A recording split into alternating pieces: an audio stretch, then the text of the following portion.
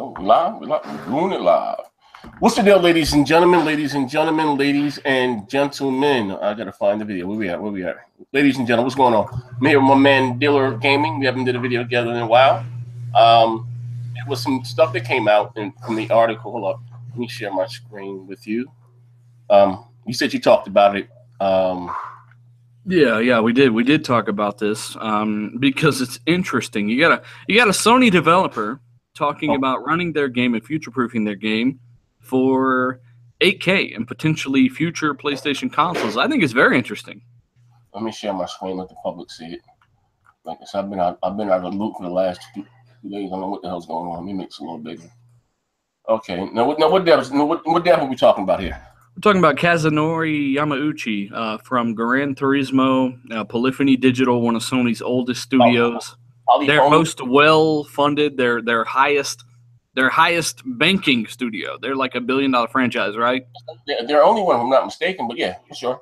Yeah. So I mean, this guy was giving people a tour of their offices when they were creating Gran Turismo Sport, and he was telling them, it took 6 months to make a single car and all this stuff, which is kind of, I don't know what that means. I find it hard to believe, but yeah, he was telling them that essentially they're looking to future-proof the game for future versions of the console. Now, why is that? Because they take so long to put out games? Like, what is this for? Well, this article tells us a few things. For one, they say he doesn't mention PlayStation 5 or Pro 0.5, anything like that. But what it does mention is the guy, Kazunori, says, I think it would be no problem to run it at 4K even, or 8K even. So a lot of pixels, right? Mm-hmm. Now, what this tells us is by time a future iteration of a PlayStation comes out, 8K will probably be, I guess, a thing. And that, how far off do you think that is? I mean, 4K is just a thing in the consumer market. Here's the thing, and again, and this goes back to maybe I would say the year was 2000. Minimum line, maybe about 2002. Dealer, I read an article, the site I don't remember, maybe Digitime, I don't know, but anyway, it was Samsung, and they were displaying these new, what you call Ultra HD sets. They had like a 70-inch screen or something, and they had this big thing. It was Ultra HD. And you remember back in maybe 2002, we may have been at like 480i. But they had this event, and they displayed what you call Ultra HD, and they gave the people motion sickness, right? So they managed 2002. We didn't start really gaming in 720p, then upscale to 1080 to about 2005. And to me, that leap from the 6th generation to the 7th generation was like, oh my God, it blew my mind, right? Mm-hmm. Then we went from the 7th generation to the 8th generation. To me, it wasn't that big of a leap. We've been here, right? But again, we're talking about 8K. Yeah, you only go HD once, right? So yeah, I understand why people say, "Oh, it wasn't quite the leap," because you only go HD once, But even like you say right now, I will say this: looking at Microsoft's E3 when we saw that Metro and the 4K with the 4K access, that was like, it's like wow, you know what I mean? That kind of put me in a reminder of the first time I played Gears. And I'm running up the step with the chainsaw. Maybe first you saw the scene, oh my God, it blew my mind. So, but again, 8K, like what in today's market, right? Just today, and no things will be cheaper. We say, well, maybe we get the PlayStation 5 in 2020, maybe. In today's market, what would you need to run something in 8K? And we're just talking about the price. Oh man, there is no, when you see people doing games in 8K and stuff like that, like they did Metal Gear Solid 5, I think was one of them, but they kind of condense the pixels. Or they'll put 4 4K displays together and link them together, and they'll say it's 8K. It's just really hard to judge that right now. But with the way power is progressing and stuff, it's possible on the PC side, of course, much more soon than it is on the console side, because you're using an APU on the console side, yes. Right? That's how I knew that. That's how I knew that. Hey, Ryzen probably wasn't going to happen in the X1X because the Bristol Ridge and Raven Ridge APUs weren't going to be ready in time. And those are Ryzen core APUs, yes. Right? So you can only go so far with APUs, whereas on PC, you can stick 6 of the best GPUs together and try to get the most that you can. I don't know. It's hard to tell. Now, maybe I don't. This guy could be speculating, but what it does tell us, which is cool, is that PlayStation 4.5 or PlayStation 5 will be backwards compatible. You know what? Here's the thing. Again, we talking about Sony, and Sony's a very, very greedy company. Now, I know it has to do, like I said, with their API and their coding. Right now, if I'm not mistaken, developers have to make 2 versions of the game, more or less. Whether it takes some people not say it's not that hard, whereas Microsoft has one universal code, what is the Windows UDP. Now, do you think, this is going to be, again, 3 separate codes going forward with Sony, with, let's say, the PlayStation 5? Now, I will hope that it would be compatible with the PlayStation 4, you know what I mean? Or we still dealing with generations? You know what I mean? You think PS5 games are just going to be on PS5, or are they going to make it both forward and backwards compatible? With emulators, I don't. It's really hard to tell. The thing that does it for Microsoft is that unifying dev kit, right? They push a button on Xbox One, they push another on their X1S, and they push another on their X1X.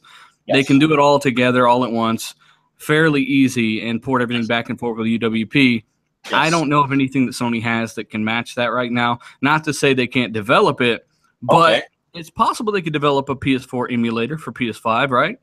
I think that's how Xbox One games will be backwards compatible on the separation that is going to come after X1X, right? We know they're gonna have some kind of Ryzen core APU in the next one after X1X. I feel that's common sense. So the architecture is going to change. So they're going to have emulators for everything that came before the thing that comes after X1X. Okay, here's the thing.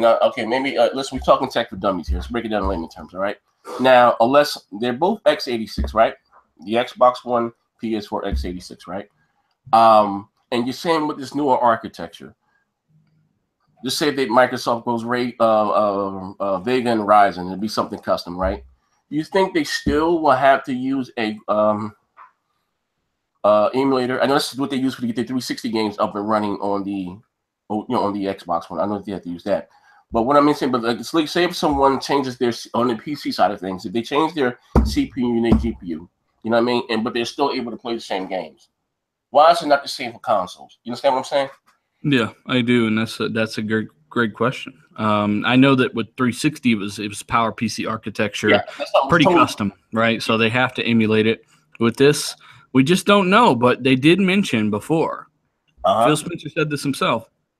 They kept Jaguar core architecture, of course, customized it to maintain compatibility. Okay. And if it wasn't Phil Spencer, it might have been Mike Ybarra. It was somewhere in Gizmodo, I think. He did say that, and no longer will your games get old and games that I have a dream. You maintain compatibility, meaning if they would have switched it, maybe compatibility could have become an issue. And that's why I think if it is an issue, they could just emulate everything, They've nailed it with the 360 emulation. Why not emulate things in the future when your architecture shifts, Well, again, and all credit to Microsoft. Both Microsoft, I say like this, I just don't want to just take a dump on Sony. Microsoft and Sony both have their strong points. Sony is what you call a hardware company. They build things. I'll give you an example. The fact that they had, at the time, in 2013, that powerful console with the power supply inside the box. No issue, right? Whereas Microsoft is more of a software company. This is what pays the bill for them. You know what I mean? They're in that area and aspect, they will always be leap years ahead of Sony. This is what they do. Microsoft is investing billions of dollars into their API and all that stuff. This is what they do. Like I said, going forward. So, but before we get to hello, so like I said, just want to put this clear. PlayStation 5, right? Well, here's the thing. We also heard too that because I haven't been talking to you in a while.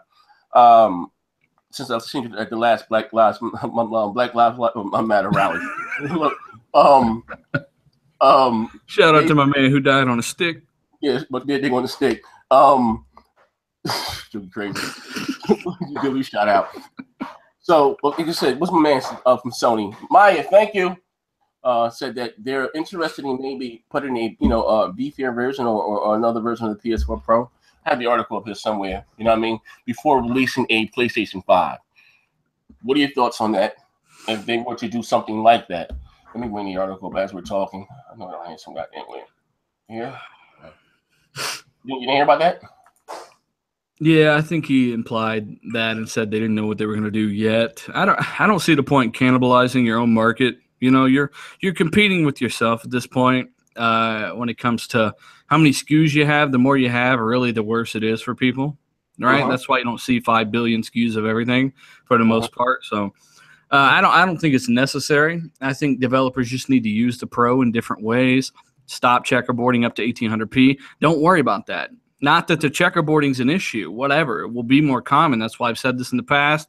They're even checkerboarding on PC. They have been for years.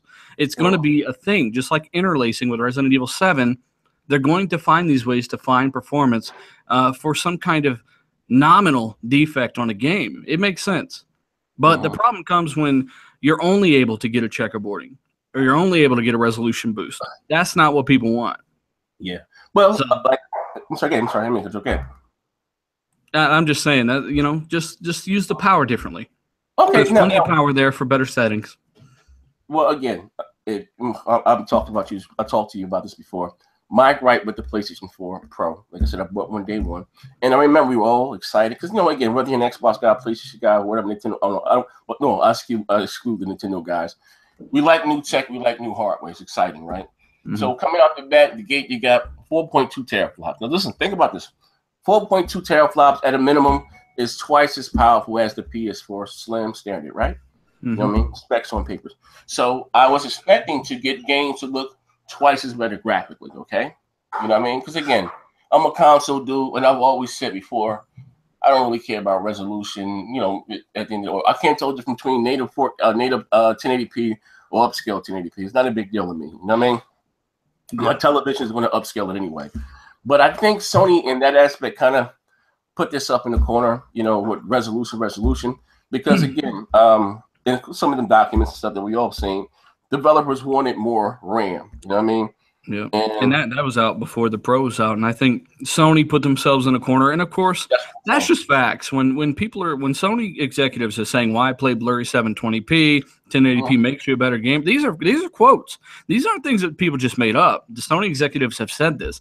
And then you've got the Sony guys pushing this narrative for several years, which I know a lot of them have amnesia now. And that's why we would give them shit about checkerboarded games. We wouldn't say, "Oh, checkerboarding, oh my God, it's night and day, this and that." That never came out of anyone's mouth. It was the fact that people were touting power so badly, and now, you know, you're being let down by something that you were touting power on. That was kind of the point of making fun of people for touting this thing. I mean, it just didn't make much sense to me because it's inevitable that you're going to get leapfrogged by the next console. As we've said with X1X, you know, in 3-4 years, yeah, it'll be underpowered when the next PlayStation comes out. But, you know, don't assume that there won't be another one, or don't assume there won't be a PlayStation to beat the X1X one day, because there will. It's called competition, you know.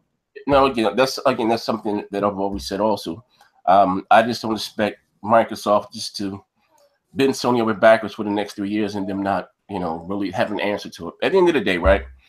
That's how they do. Once one console's out, you already heard some rumors that the new Xbox, whatever it's going to be called, already has a code name, and they're already working on that. They don't just put out one console, go back and sit in their hand. These consoles takes about 2-3 years to get together, what they're going to use, the pricing, the R&D, make sure no red ring of deaths and stuff. So it takes about 2 to 3 years, right? But what I'm going to ask you this before we get the hell up out of here. Like I said again, my issue with the Pro is that they're wasting the system resources on trying to hit a higher resolution. There is no 4K. I'm talking about far as TV. I don't know about PC monitors, but I'll have a 4K TV HDR. I don't have a 1400p television, 1800p. They should just do 1080p. If they can get to 65, they can't find. Let it upscale to 4K and give us what you call super sampling, better graphics, okay? But here's the thing. Like I said, they put themselves in the corner for so long talking about resolution. Now, here's the shitstorm, because now you're going to have the Xbox One X being able to, you know, at a higher resolution, most likely higher frame rates, what do you call the PC textures or 4K assets. And to me, like I said, I haven't spoken to you in a while, a telltale sign, because one guy tried to argue, there's a huge difference between the Pro and the Slim graphically. I said, no, listen, you look like, bro, you got one, I got one. We both know it's just it's a resolution bump for the most part. Look, you see what I don't know if you saw Digital Foundry when they did the Destiny beta, right? Whatever is checkerboarding on the PS4 Pro, But the key word, what he said here, that both the Pro and the PS4 Slim are both running the game at low texture, low assets. You know what I mean? And that is the issue with me. You know what I mean? It's the same assets running it in low. You know what I mean?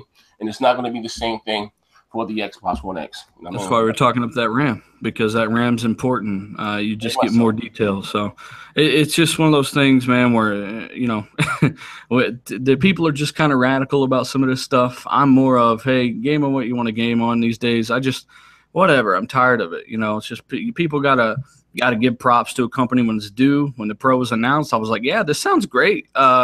This sounds really good, like the ultimate 1080p ultra gaming console. You can go look at my Pro reveal video. I was excited for it. And now that they've used 1800p and just resolution, and this goes for the X as well. You know, if you're just shooting for resolution, it's a letdown. I want frames. I want graphic settings. PC guys usually now in the medium side, so you got a medium in GPU, you can do some decent 4K 30 gaming, even some games at 4K 60, much like the X at high ultra settings. That's what you'll expect on the X, right?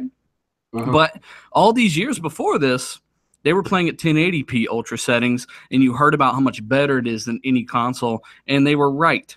Even at 1080p ultra, it's going to look better than something at 1440p, whatever, high medium, because, you know, that's just, it's all about the settings here and the frame rate. So if they can come up on that stuff, stop worrying about the resolution, I think that's what people want.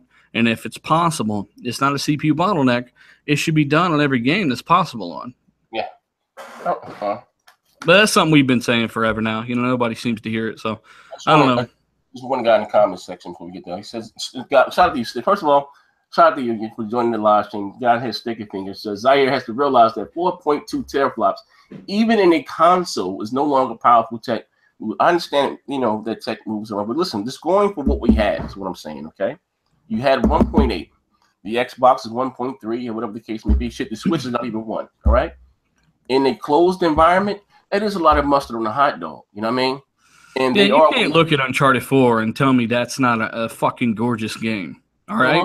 And then you can't tell me that with double that power, they can't make some damn noticeable improvements. Right. Yeah. So it's not acceptable to say that's not enough power anymore, because it is enough power. There are plenty of people enjoying that kind of power on the PC side, and they enjoy it, provided their CPU isn't bottleneck. They're able to do 60 frames at will, though. That's the difference. They can lower the resolution and ramp up the frame rate. So that's plenty of power to get gorgeous looking games. The PS4 is plenty of power to get gorgeous looking games. So I don't buy that at all. Yeah, so you know, like I said, hey, you damn if you do, you damn if you don't. But exactly. You just can't give props, and it's unfortunate because you can't be that blind all the time. But yeah, that's what we wanted to cover, guys. PlayStation 5. Kazunori Yamauchi, I think that was his name, behind Polyphony Digital, saying they're kind of future-proofing Gran Turismo Sport, possibly hinting at some kind of dynamic 8K scaling in the future. If anything, that tells us that the next PlayStation could be. Sony said with the PS3 TVs wasn't powerful enough. Was 120 1080p. I don't fucking know, man. I heard all kinds of shit. I don't know what the fuck's true anymore. But like I said, this does tell us that. If they are implementing this dynamic scaling to 8K, we know 8K is a long ways off from the consumer market. Now, some professionals might use 5K monitors and stuff for their jobs, like photo editing. The more resolution you got, the better for that, right? That's why 5K monitors are a thing, because people need to zoom in and have all that detail while they're editing and doing all that creation on their PC. But 8K televisions are a ways off from being mainstream. So the next place. What's the GTX TDI? What's that? 10 teraflops? 11 teraflops? It's like, yeah, 12 maybe, almost. Oh, shit. Wow. I mean, it's powerful. It's a powerful card, but it's also a $700 card. So that's stuff we got to remember. You know what? We out here with that. Well, I guess the successor to the Xbox or even the PlayStation, would you say 10 teraflops? If it were 10 teraflops, it would be the smallest jump, I think, in console history between generations. You think so?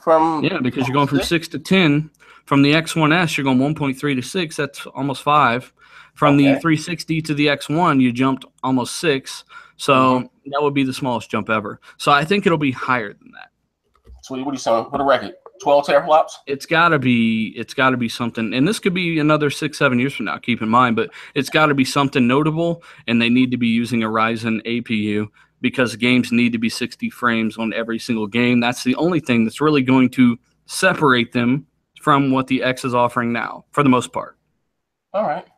Okay, well, I got my man Dealer with me. We about to hit back to this Black Lives Matter movement. We're going to catch you guys out later on. Check us out later on today on the Multiplayer Podcast. Friday, have a very interesting debate. My man Postum, come up off the show versus Alex. You know, you guys hate Alex. The winner would get a $20 PSN or a $20 Xbox Live point card. But anyway, yeah, but we're going here. Of course, subscribe to my man Dealer. We're going. Catch you guys later on. See you later.